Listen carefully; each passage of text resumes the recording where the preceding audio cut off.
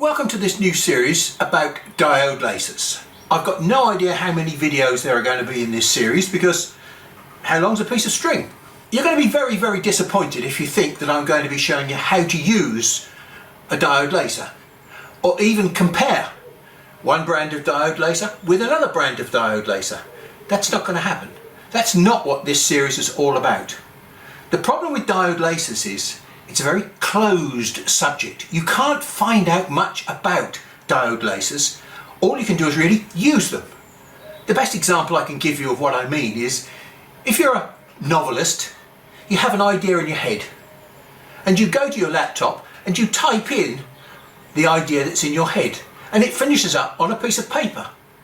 What happens in between is a mystery.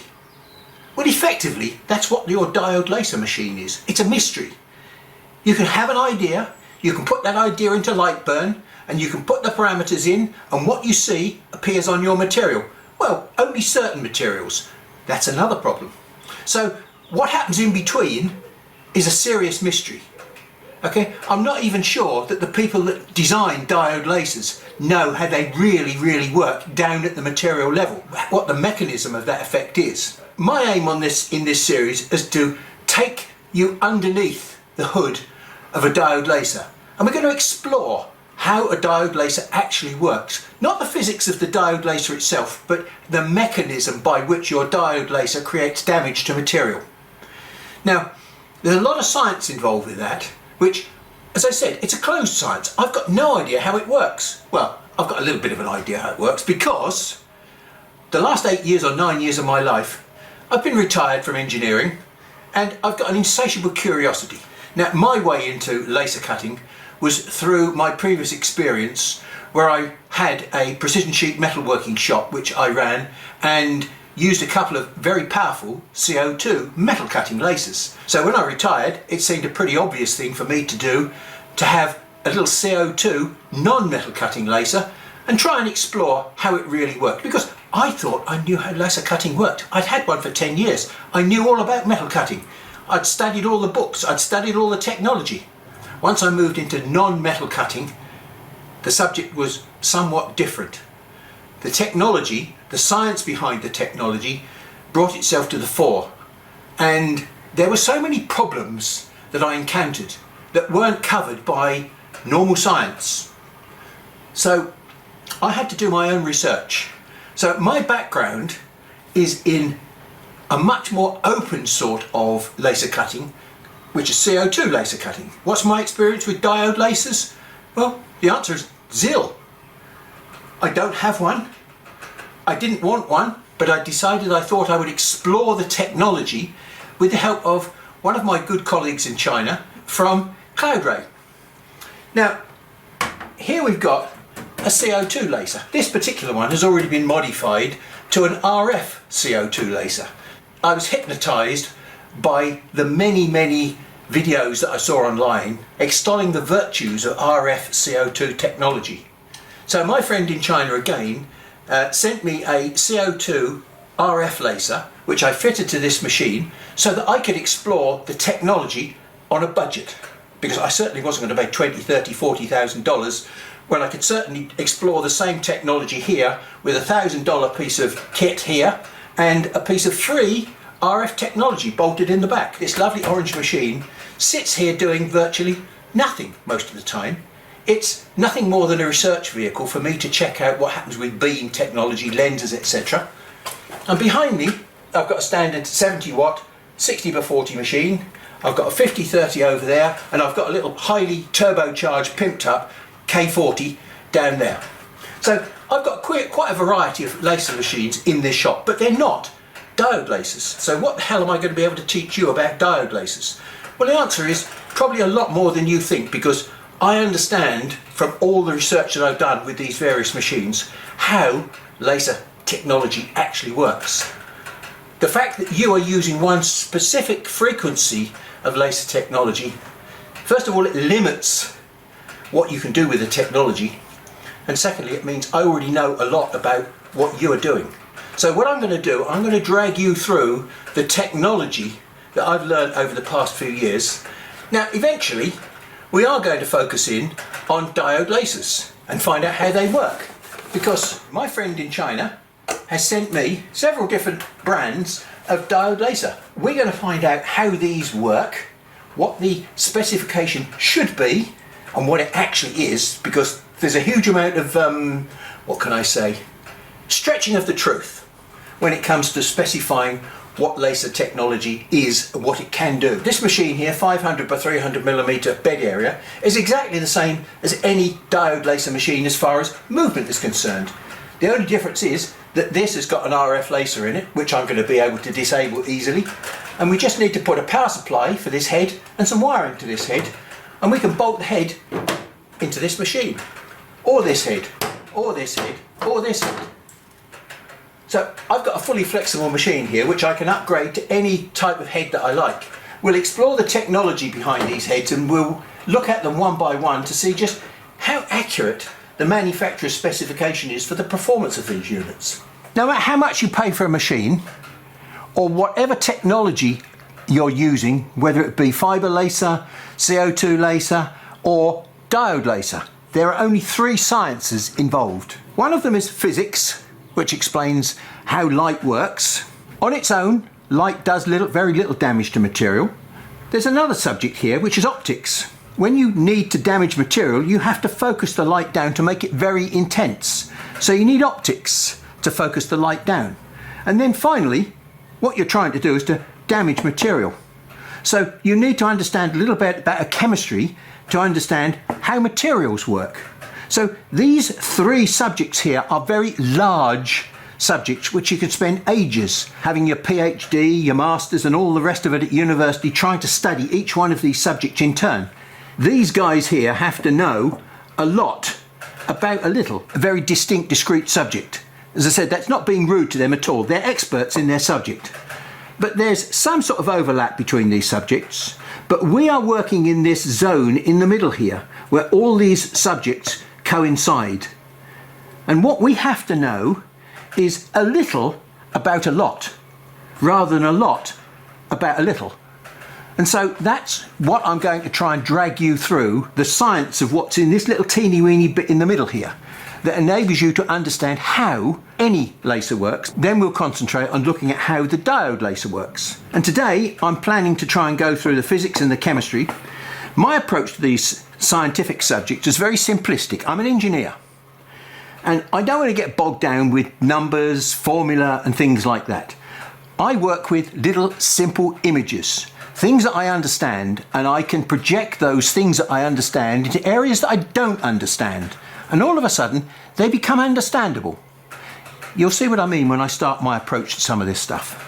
You're going to have to persevere with me, because there is a lot of physics and chemistry involved, stuff that you will be quite amazed at, I think, which will enlighten you on what goes on in the world around you.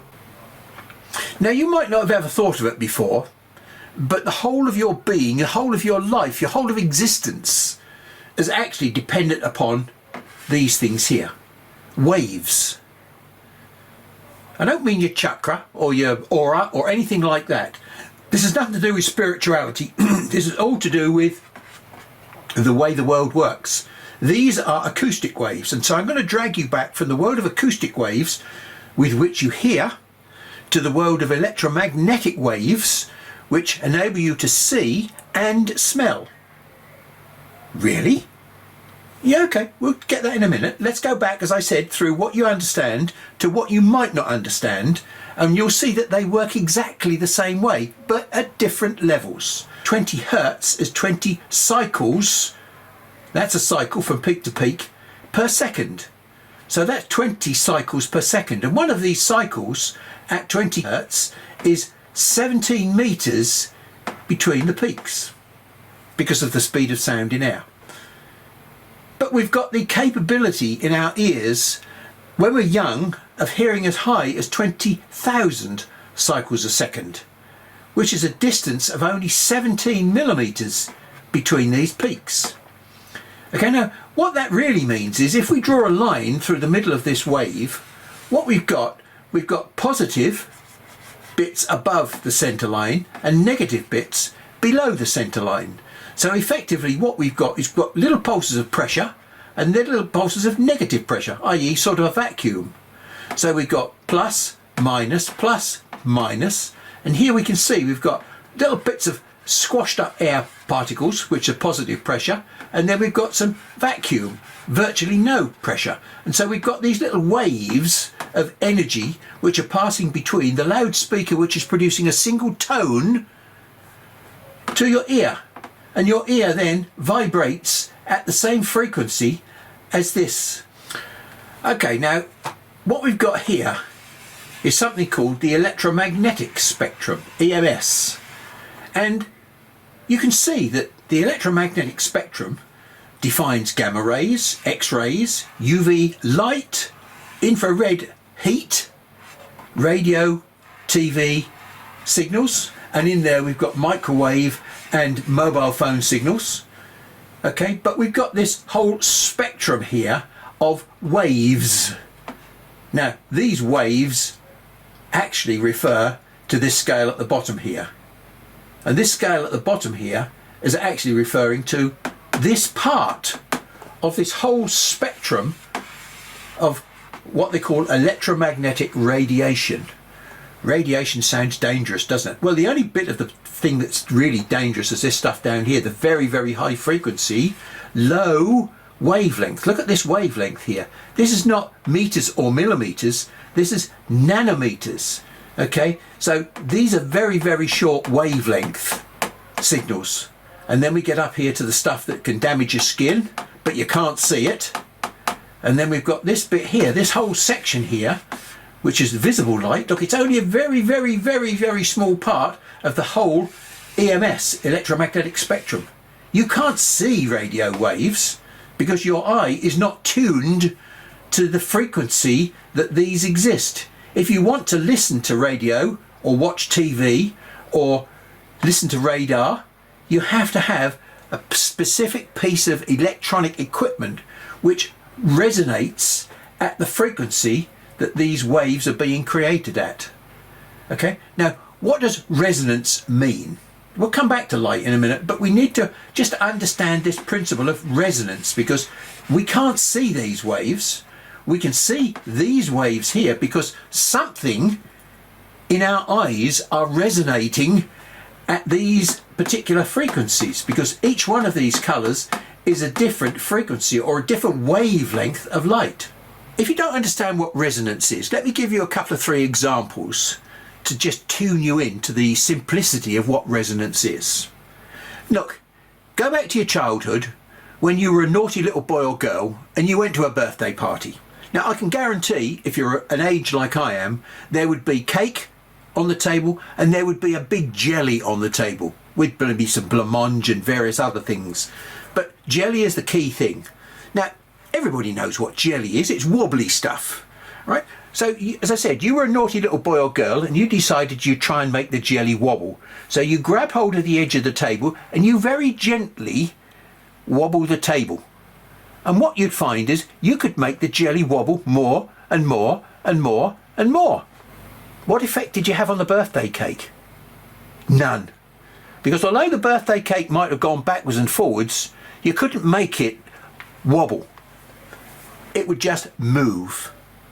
Okay, so there is what I call a classic example of resonance. You put in a very small amount of wave motion, positive and negative, okay, and you created sympathetic and increasing movement. It had a natural frequency which matched the frequency of you wobbling the table. Now, another example of resonance is a yo-yo. Now look, you can't make a yo-yo work like this. You have to look to the yo-yo and you have to sympathetically decide when you want to raise and lower, add energy to its motion. Or when you went down to the playground and you pushed your friend on the swing, you waited for him to come back and you pushed him again, and you waited for him to come back and you pushed him again. You pushed and you pushed and you pushed. If you went like that, it would be pretty damn useless. So there's another example of resonance. You had to add the energy to the swing at the right moment in time to keep him going. One further example of resonance, bouncing a ball. You know, you can bounce a ball high and every time you hit it, it bounces back up to you. as you get closer to the ground, you have to change the frequency at which you hit the ball to make it continue to resonate, come backwards and forwards. You have to hit something with a frequency that matches its want to respond. Something that's wobbly will respond to a low frequency. Something that's stiff will only respond to a very high frequency. But you can still stimulate movement in it at high frequency, provided you match the frequency to the what they call the natural frequency of the system. So the principle of resonance, the principle of waves, because remember, waves are the things that are stimulating your eardrum, they're the things that are stimulating your friend on the swing, or the jelly, because you've got positive and negative pulses. They're little pulses of energy, just like those sound waves. Are X-rays light? Well, it's a debatable point. They could be classed as light waves. Just because you can't see them doesn't mean to say they're not light. They're all part of this thing here called the electromagnetic spectrum. It's just that your eyes are tuned to see just one part of this spectrum. And the colours that you can see are these, the rainbow colours. Now, let me just ask you one simple question. Is there any black in that range? Is there any white in that range? We'll come on to that in a minute. And this is the scale along the bottom here for the visible spectrum.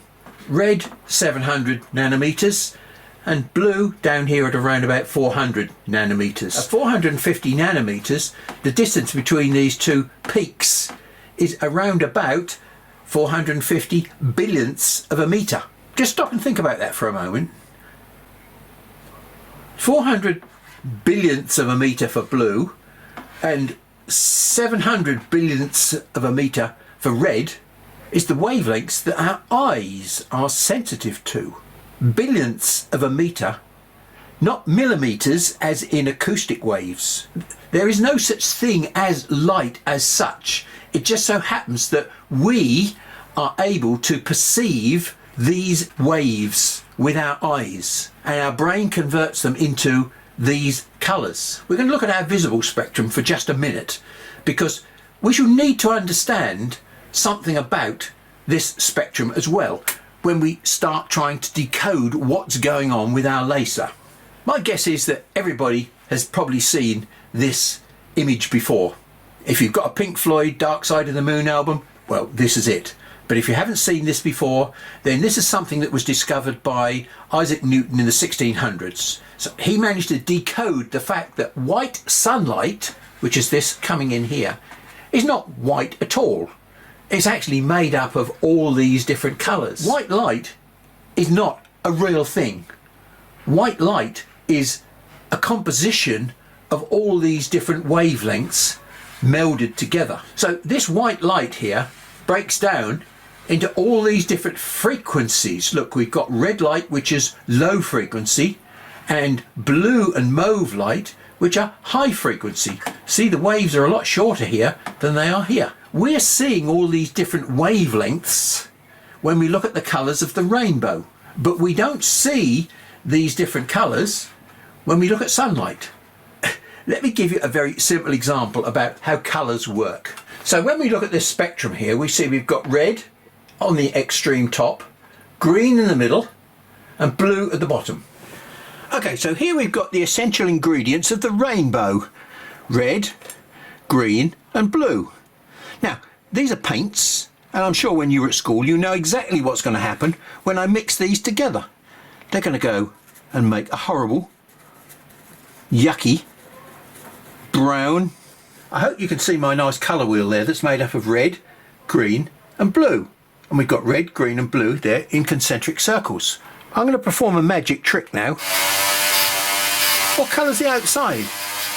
It's not quite perfect, but it's nearly white. But it's made up of these three colours here. So effectively what we've done, we've taken these three colours and we've gone back through the spectrum and we've created white when we add them together. Up to now we've been talking casually about light as though light is something special for us. No, that isn't true. Our eyes are tuned to receive a certain frequency within the electromagnetic spectrum. The electromagnetic spectrum is all made up of the same stuff, supposedly little squiggly snakes. Now, this is just a diagrammatic representation of what a photon is for us to have a picture in our mind. I don't think anybody's ever seen a photon. I'm sure it doesn't look like this, but for the purposes of description, this is a photon of light, and that photon of light has got certain properties. Now, it's supposed to be a particle if you look up the definition, but to me a particle means it is something. The other parts of the definition of a photon is it has no mass, no volume, it has energy, and it has frequency. Whatever that frequency is sets it to its position in the electromagnetic spectrum. So a red photon, for instance, will have a frequency or a wavelength of 700 nanometers.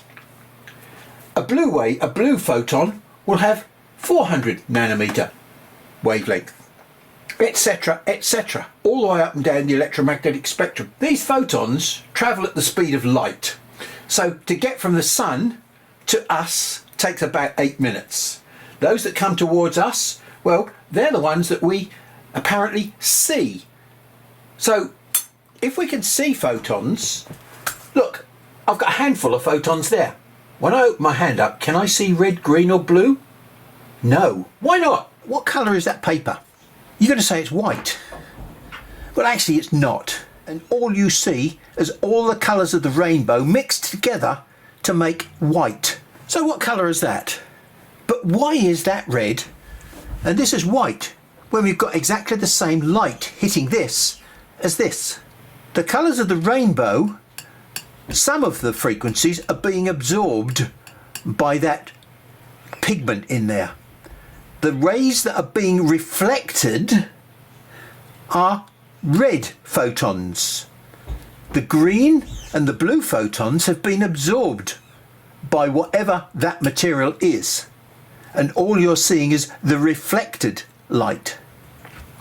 In the same way that when we put green down there, you're absorbing all the blue and all the red, and what you're seeing is the middle of the spectrum, which is green. Okay?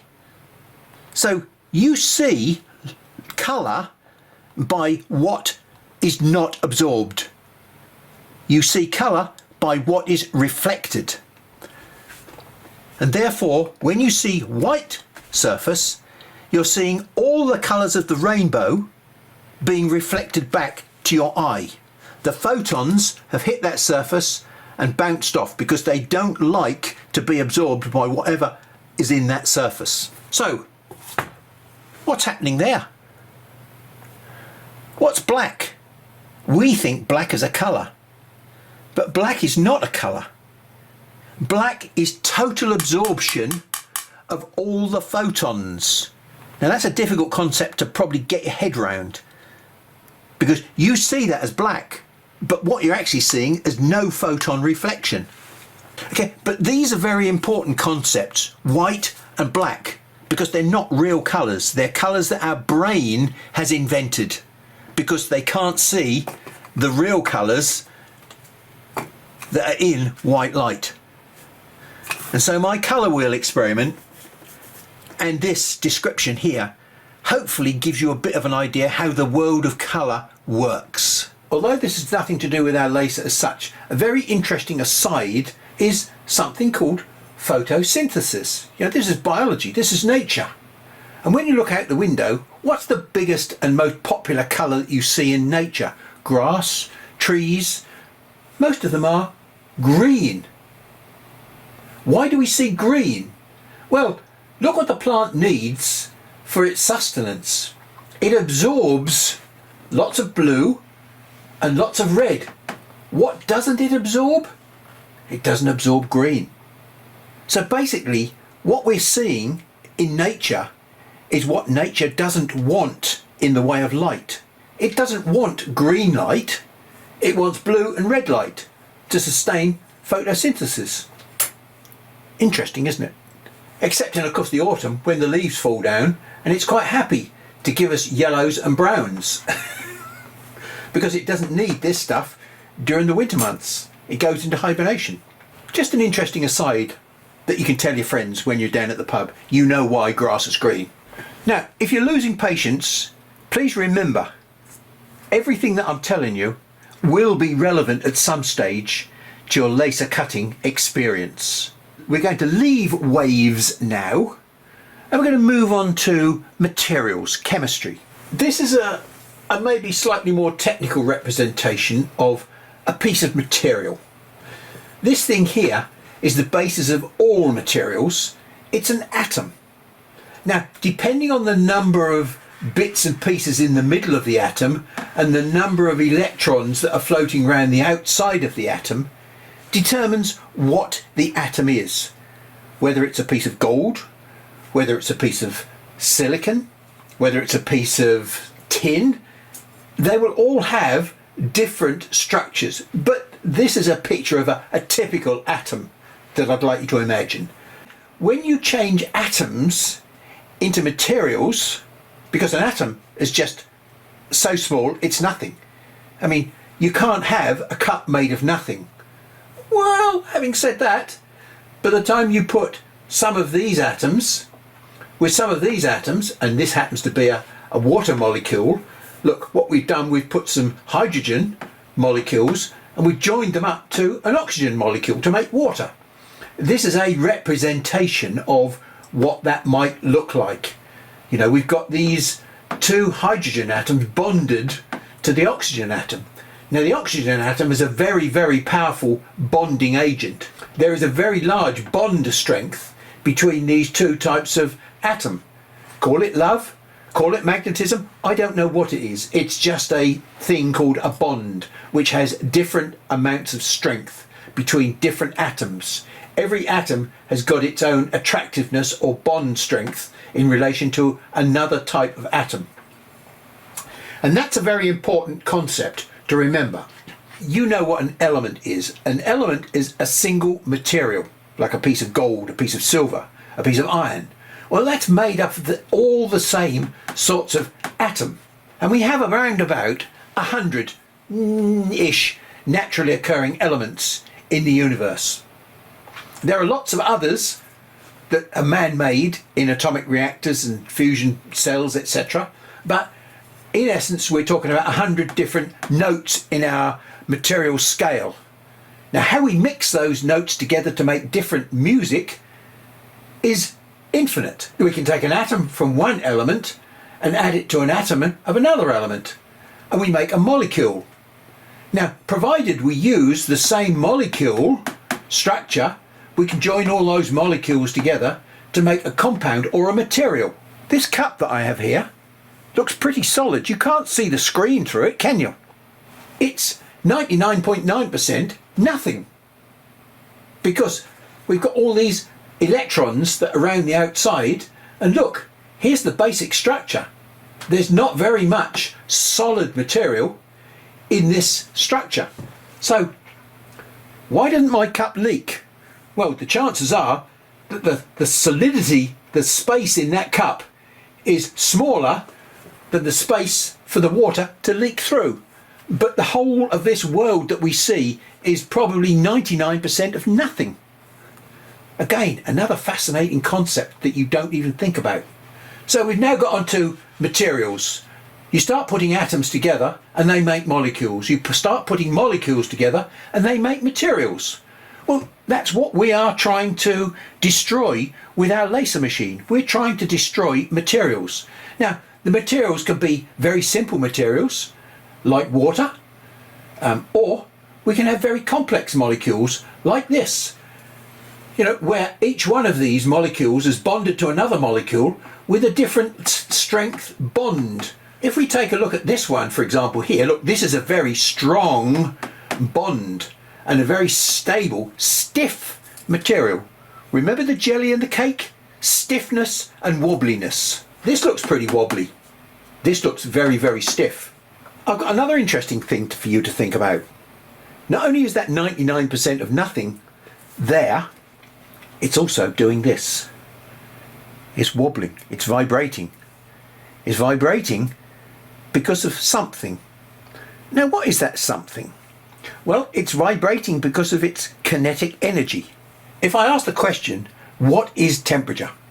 I think most people will struggle to answer what temperature really is. They will tell you, well, it's hot, it's cold, it's measurable, you can, it makes things burn, it makes things freeze. Yeah, but what is temperature? What is the definition of temperature? What are you measuring when you measure 20 degrees C, 50 degrees C? Now, these are the sort of scientific questions that you don't really learn at school. And I've had to find out for myself as part of this big learning exercise associated with how does my laser work? There is a special temperature called absolute zero, minus 273 degrees centigrade. Now, that's very, very, very, very cold. And there is no temperature in the universe that's colder than minus 273 degrees C. As I said, all molecules are busy doing this at room temperature. When you start reducing the temperature to minus 273 degrees C, what happens is this. They stop moving. So, by definition, therefore, the temperature of something, anything, is a measure of its kinetic energy, the amount it's vibrating. That's another important concept to remember. Here we've got molecules with bond strengths between the molecules, and yet they're all shaking and vibrating. If we can somehow make these molecules shake violently, some of these bonds will be sufficiently weak that they will break. And the atoms that are in this structure will drift away. Which means this material will no longer be wood. It'll become something else. Because it doesn't have all the requisite atoms in place to be wood. It's another material that we've created by removing some of the molecules. And we've removed some of the molecules by basically shaking the structure to death. You might see it as heating the structure up. But that isn't what's happening. We're adding kinetic energy. Okay, now we've bumped into a problem. How did we add kinetic energy? So now we've got to go back from material to physics and light. So I will remind you how hearing works. Acoustic waves hitting your eardrum and making your eardrum vibrate. I remind you of the word resonance. How if you can shake a jelly at the right frequency, it will become more violently vibrating on your birthday table. Well, here we are. We've got some waves. These are light waves, remember. These are the same things that are being used to vibrate the jelly. If we can find the right frequency of wave, we can vibrate the molecules to shake themselves to death. In other words, if we impact the molecule with a little pulse of energy from a light wave, we can make it vibrate a little bit faster. And if we keep impacting the molecule with these little bullets of energy called photons, they're going to keep vibrating the molecule faster and faster and faster until it shakes to death. So that's the essence of how our laser machine works.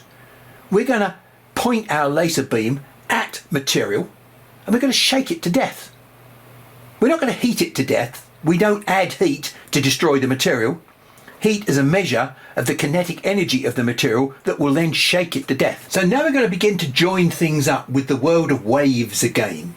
Now here we can see a guitar string being plucked, and I was able to do some trick photography with my video, and you'll see a wave of a single note. And there it is. You can see it clearly. Now what that's causing is causing vibration in the air. It's an acoustic wave, as we described earlier. A single wave that's producing pulses of energy which are moving through the air that you can hear. The reason why I'm showing you this is because effectively this is a CO2 laser. It's a very long wavelength laser. These are long wavelength, low note strings. And if I go on a little bit further and I choose another note, you can see it clearly. Now what that's causing is causing vibration in the air. It's an acoustic wave, as we described earlier. A single wave that's producing pulses of energy which are moving through the air that you can hear. The reason why I'm showing you this is because effectively this is a very long wavelength laser. It's a very long wavelength, low note strings. And if I go on a little bit further and I choose another note, you can see the frequency has increased. But what I want you to watch now, I'm just about to pull on this 3rd fret. I want you to watch this string just here. You watch this string and you'll see that it goes into a vibration which is a different frequency to this string.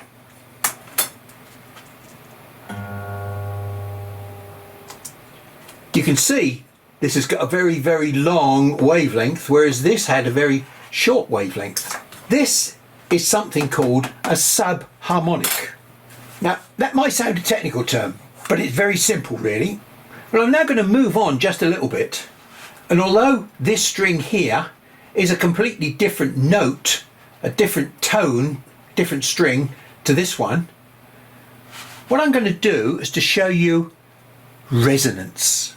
Now, this note here is not having any effect on anything. But when I move up to this next fret, I want you to watch this string here. You don't have to watch it very hard. You'll see it. It's vibrating. It will vibrate at exactly the same frequency as this string. It's resonating. This string has caused this different string to resonate at the same frequency. It's sympathetic resonance. Now watch. You can see they're vibrating at exactly the same frequency. So one note, one frequency can create sympathetic resonance with another frequency. There's the jelly and the shaking on the edge of the table. You've seen it in the form of real waves there. I wasn't even touching this one, but it still was able to transfer its frequency and cause this one to resonate in a sympathetic manner. Here is a graphical description of what I've just showed you. This is what they call the harmonic. This is the main big string that I plucked, okay? And this was probably the second string that went into sympathetic resonance, but it was resonating at a different frequency to the first string. And then here we've got this was something called a 2nd, 3rd and 4th order subharmonics, because these are resonances that are caused by this main frequency. Now, the reason why I'm showing you this is because you cannot produce a large frequency from a subharmonic. You can only produce the subharmonics from the main frequency. So here we've got a CO2 laser which is operating with a very long wavelength of light. It has the ability to create subharmonics. This is 10,640 nanometer wavelength. The diode laser is somewhere less than this. It's only 450 nanometers. There's no way that you can construct or make a diode laser produce 10.6 micron waves. It's just not possible. So the 10.6 wavelength CO2 laser has the ability to do lots of things that the diode laser can do, but the diode laser can't do many of the things that the CO2 laser can do. The reason why I'm showing you this is because it's all to do with frequencies and waves. If you've got a high frequency wave, you can shake some stiff material. If you've got a low frequency wave, this is capable of shaking wobbly material as well as stiff material at a much higher frequency. The CO2 laser has got a much wider range of material damage capability. There's only a smaller number of materials that you can damage with a diode laser because of this wave energy and the frequency and the resonance of the material. So this very stiff structure here, which looks like H2O, we ought to be able to fire our diode laser at this and make it almost explode. But maybe these bond strengths here are so large that they will resist a diode laser, and maybe the structure, when these are sitting together as a molecule, is so open that maybe the waves will pass right the way through and it will be transparent. It makes sense, doesn't it? Because hang on, glass is transparent to normal visible light, and blue lasers are normal visible light. They may well be specially organized as a laser beam, but they are still blue light. The frequency is still the same as normal light. Now, we haven't talked about laser light at the moment and why it's special, but the color is the frequency that's probably going to pass right through water, right through glass, right through clear perspex, because it's going to act the same as normal white light. It's in the visible spectrum. We've covered a lot of science today, and we finally linked it all together to try and make sense of what we're going to see in the next few sessions. I'm not necessarily going to show you the diode laser in action. We're going to look at the laser beam itself and the way in which the laser beam is propagated and operates, because a laser beam is not normal sunlight. Well, thank you very much for your time today and your patience, because I think we've answered all the questions on that header sheet, and next time we'll start looking a little bit more about the laser beam itself and the damage it can do to materials.